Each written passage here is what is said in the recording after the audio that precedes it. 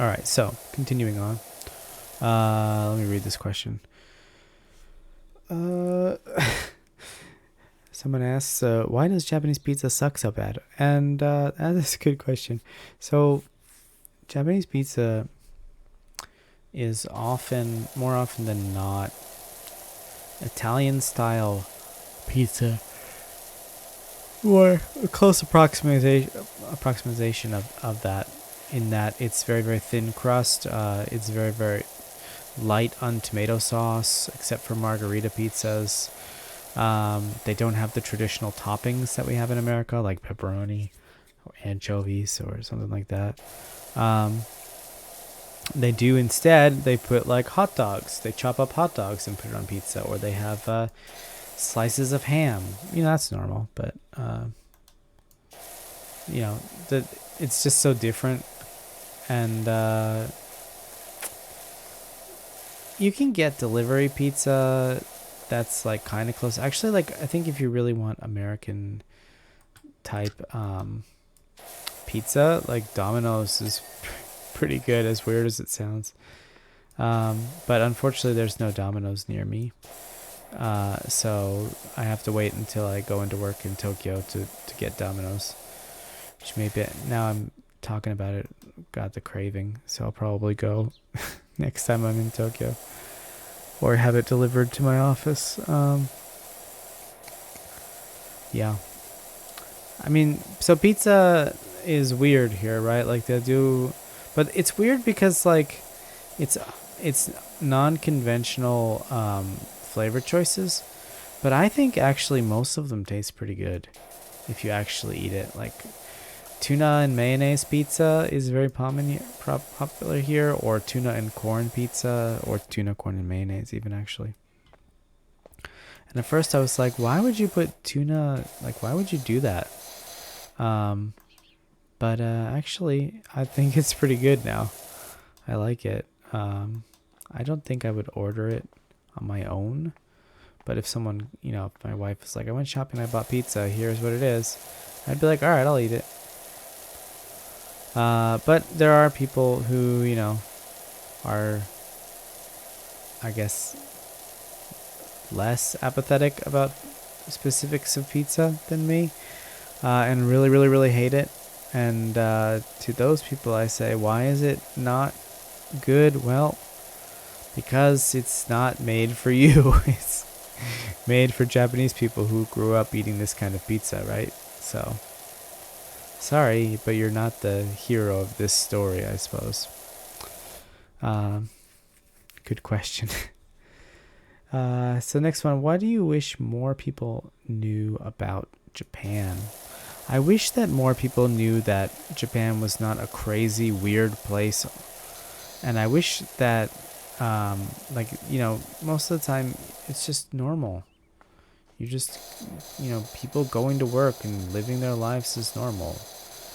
But a lot of people have the image that, Japan is always like crazy stuff happening, and there's this juxtaposition of the serious Japanese personality and the unhinged style of TV and comedy that they have. And to be honest, Japan is a normal place. I wish people knew that more, but it is what it is. So I think another thing is, like, I wish people had a more accurate understanding of how much English Japanese people could actually speak, because a lot of times you have people that move here, and when you really talk to them, you find out that their problem is not with living in Japan. It's with the fact that they don't understand what's going on, and they're not equipped to understand it, meaning they don't speak the language, and they suffer because of it, and they often, blame it on the system and, all that kind of stuff. But, it is what it is, right? So I would, I guess I would say, what do you want more people to know? That almost no Japanese person that you'll meet in a daily life situation speaks English well enough to help you, but they might try anyway. So compliment them on their English, because they are really trying. So next question, when did you realize you were going to stay in Japan permanently? Well, this is a great question as well. And the truth is, I knew I wanted to stay here immediately. Like standing in Narita Airport after arriving in Japan immediately. Not even this time around, but when I came for study abroad, I immediately knew. I was like, this feels like home. It was weird. I'd never experienced that feeling before at home, at my real home. Not my real home. This is my real home now, but the home that I grew up in. I'd never felt like that. So, my dad, we were talking after I arrived in Japan for study abroad, and he's like, so how is it? You're finally in Japan. I was like, yeah, it feels great. It feels right. And he was like, oh. He knew what I meant. And it didn't sound like he was quite ready for me to say that yet. But, oh well. He supports me now, and that's the most important thing. I think he supported me even at that time, but, he definitely sounded disappointed. So, yeah, kind of. Excuse me, big yawn. Kind of boring answer, but that's how it is. That's the truth. The truth. You want a cool answer. You can't have both most of the time. Unfortunately, it would be cool if you could, though, right? All right. So next question. What was the most recent thing that surprised you? This is kind of similar to the other one. I haven't really been surprised recently. I guess I was surprised when they suddenly decided to open the borders up for people to travel with tourist visas. Probably good for the economy, but I'm worried about stir-fried. Oh my goodness, I can't remember the English phrase now. Like, riled up American people who have been wanting to come to Japan forever and are finally able to now come in. And they're going to be wild and crazy and loud and obnoxious and not follow the rules, which really sucks because when you don't follow the rules as a foreigner in Japan, you set a bad example for all other foreigners, especially people who look like you. So if you're a white person, then that would be white people. If you're a black person, that would be black people. If you're Indian or whatever, then it would be Indian or whatever. But, that is a very real part of the gaijin experience. So I think that most of my friends have been kind of tiptoeing the line of like, are we happy that they're opening or are we not happy? Because we're all kind of nervous to see like what kind of people this brings in. We all know that, in Japan, everyone is still wearing a mask all the time, even outdoors. And that is not the case with a lot of foreigners that I've already seen who, I don't know what they're doing, but they must be on business visas or something because it's not actually technically open yet, but they're still, getting in and being weird. So that's the thing. But, yeah, sorry I couldn't give a better question, or a better answer for that, and question, I guess. Because it was kind of a double. So, how about what American things are unusually popular in Japan besides baseball, KFC, and Marvel? Unusually, that's an interesting thing. Well, Taylor Swift is really popular in Japan. I guess that's unusual. I found that there are definitely a subset of people that like Western music, but Is this like counting that area too? I'm kind of confused about. This looks clean to me.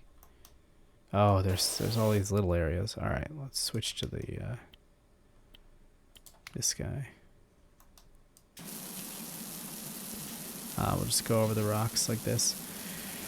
But yeah, you know, there's a lot of foreign stuff that's popular, and I haven't really been surprised by too much, but I also haven't been caught off by like how popular a certain foreign IP is. I guess like I don't know. That's a good question. I would be interested in hearing other people's thoughts on that as well.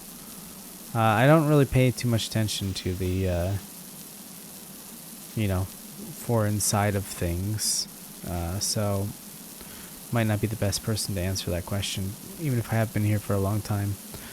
All right. What would you tell people who are thinking about moving to Japan? Oof, that's a long... I should probably make that a separate video. I think I will actually. So I'll come back to that in another video. Because that is a big conversation. How about looking back, is there anything you've done differently with the knowledge that you have now? That's a very, very good question. Well, one of the big problems I had when I moved here is that I didn't understand that they pay on a monthly basis in general. And the month that they pay you for is the one that you have already completed, meaning the first month you are working for them, you do not get a paycheck. And excuse me, a month after you quit your job, then you still get a paycheck because it's, you know, you're working there for that time. So, enter Pato. I thought I was getting paid for my first job. Why can't I? There we go. I thought I was getting paid for my first job on, like, I guess it would be September 25th, but it turned out that it was October 25th, and I had really not budgeted my money correctly for that to be the case. Oh, I jumped up. Wait, no, I was down. This is where I was working. It's these little bits. It's gotta be the wall down there too. I'm gonna go down there. Yeah, it's gotta be this outside area, right? So what would I do differently? I would realize that the payment situation is the way that it is, because that really, really, really sucked, and I hope that nobody ever has to go through what I did. What else? I would realize that bitter people are going to be bitter about everything, and it's not really worth the time to listen to them. Be bitter about everything if you're happy. So I would learn how to identify bitter people better, because, you know, there's just some people who are always going to be mad at you for, you know, whatever, whether it's decorating a certain way or, you know, I don't know. They're just gonna be mad, and you're gonna have to deal with it. They're gonna make it all about how it's Japan's fault, and you know, at first you'll try to be like, no, that's not true, you know, I have this positive experience, and they'll be like, no, this is how it is, and you have to accept that as fact because that's what I said. It's okay, well, I don't feel that way. Well, you have to, you know, that kind of stuff. So I would learn how to identify those people better. Or I would use that knowledge that I have now to identify those people better, so I don't become friends with them in the first place. Yeah. What else? So we have what are some things that you miss about your home country compared to your lifestyle in Japan? Um, well, I guess a little bit. Not so much the case anymore, but like the work life balance I felt was better. Sometimes Japanese social situations are very difficult. And making friends in Japan with Japanese people, I think, can also be very difficult. I might have talked about this at some other point before, but um, Japanese people, what they consider friends and what foreign people consider friends is often very, very, very different. In Japan, or I should start with America. In America, you meet somebody once at a bar, you had a really nice time, you talk to them, and you leave. If someone says, "Hey, do you know, Johnny from the bar?" and they'd be like, "Oh yeah, he's my friend." Um, but in Japan, that's not the case so much. In Japan, you have to be very, very close for people to call you their friends. People calling each other their acquaintances is much more common. Um, so I would, with that knowledge, I would not take it personally. When I misunderstood some friendships, Japanese people will tell you that the way I made it sound there, it sounded like I was like talking about girls or something, I think, but I wasn't. It just mean general friendships with both men and women. Um, so, the thing is that a lot of times they will be like, oh, let's go to the, oh, you like karaoke? We should go to karaoke. And they'll say, yeah, let's go next time. And you'll be like, all right, well, how about next weekend? And they'll say like, oh, no, that doesn't work for me. And you say, okay, well, how about this weekend? I'm kind of busy. How about this weekend? Also busy. How about this weekend? Oh, I don't know my schedule that far off yet, but I'll let you know. And more times than not, they'll cancel on you. So, that's the thing. That, if possible, I would like to get past as a country. There's nothing wrong with small talk, but like Japanese small talk is like, nice weather today, isn't it? It sure is. How's your son? He's great. And that's it. So I guess I would want to know about the lack of small talk. Funny thing, once my mother came to visit, and I told her before we got on the highway bus, do not talk to other people on the bus, because talking on public transportation, especially to strangers, is very frowned upon in Japan. I did not want to get in trouble. I did not want to have to explain anything, but I did. Because my mom, she's a talkative person. She likes to make new friends. So I had to tell her, please don't do that. But then, when we were on the bus on the way back to my place, wouldn't you know it, a bunch of people started talking to her. And we're like, oh, tell us all about your life. Oh, this is great. So she felt very happy, but I did not, because my perfect plan was ruined. So that kind of sucked, but oh well, right? What are you gonna do? It's over. No use skulking around about it now. All right, next one. What was the other part of that question? What are some elements about Japanese life you couldn't imagine leaving? Oh my goodness. Well, just people being like minding their own business, I guess. There are a lot of nosy people in Japan, but the ones that are good at it, you don't know that you're being watched, so it's like, okay, who cares? So I would, not want to lose that people being considerate and quiet aspect. Like, I don't want to talk to people on the train. I don't want to do that. You might. I don't want to.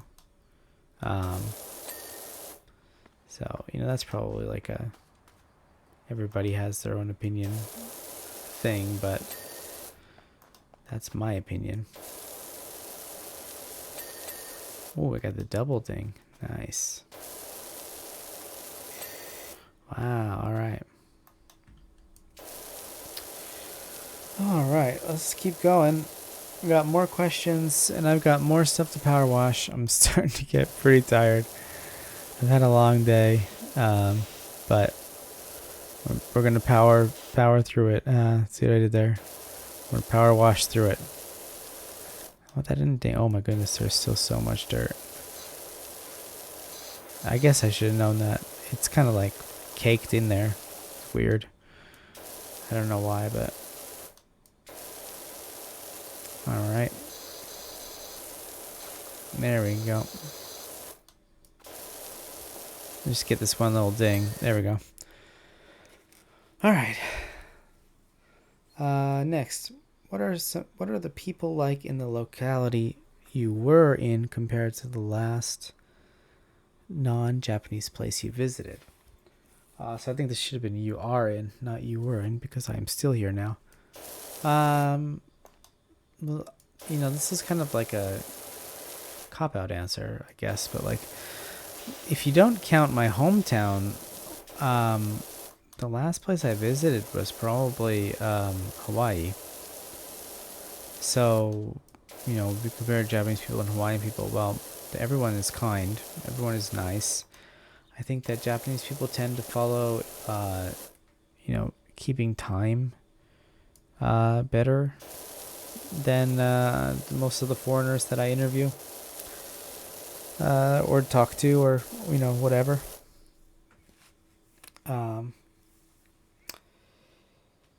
Yeah. So, sorry, I kind of lost my train of thought for a second there. What are the people like? So, when you go to Hawaii, everyone's like really cool and nice, and people in small town Japan are also pretty cool and nice. So there's really not that much of a difference, I think, in the greater scheme of things. So now, if I were to use, for example, Philadelphia or something as my place, like, that would be different. But also, actually, my hometown, in terms of climate, is very, very similar to where I live now. Just less things that I have allergies to. So it's very nice for me in that way. I think I've actually gotten over some of my allergies since coming here. I don't know if that was possible. Maybe it's not. Maybe I'm wrong. So please, not medical advice, all that stuff that people are supposed to say. But yeah, that is, I think people in Japan are generally nice, and I guess the biggest question is, or the biggest difference rather, is that they don't want to talk to people. It doesn't matter if you're foreign or not. They want to be private in public spaces. Kind of funny when you say it like that, huh? But that's how it is. So last question is, what are some Japanese sweets you'd recommend? Well, there is a million flavors of potato chip that I think are good. So I would highly recommend trying out some different potato chips. I would also recommend popcorn. There's a lot of good popcorn that is just like waiting to be eaten. So I would really suggest popcorn as well. There's like butter shoyu popcorn. There's seaweed popcorn, and ooh, the back of this birdhouse. Yeah.